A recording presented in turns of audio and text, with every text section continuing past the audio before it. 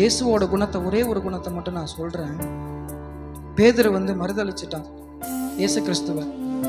யாருன்னே தெரியாது, அந்த ஆள் யாருன்னே தெரியாதுன்னு சொல்லி சபிச்சிட்டான், சத்தியம் பண்ணிட்டான், மறுதளிச்சிட்டான். இப்ப மீண்டும் பேதுரு மனக்கசந்து அழுகிறாரு. ஏன் அப்படின்னா, நான் ஒரு தப்பு பண்ணிட்டேன், ஆண்டவருக்கு விரோதமா நான் செஞ்சிட்டேன், ஆண்டவருடைய மனசை துக்கப்படுத்திட்டேன்னு சொல்லி உட்காந்து அழுகிறான். மறுபடியும் பேதுரு என்ன செய்யறாரு? இயேசு கிறிஸ்துவிட்ட போறாரு.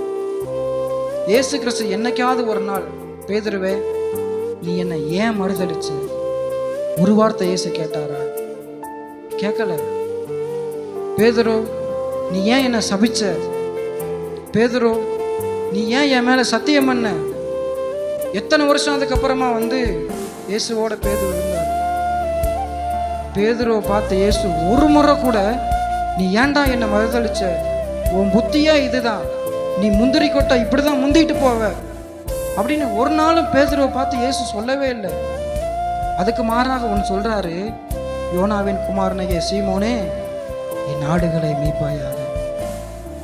அந்த குணத்தை தான் கர்த்தர் நம்மிடத்துல எதிர்பார்க்கிறாரு. நம்ம மாம்சத்துல மனுஷிகமா நம்ம என்ன செய்யறோம்?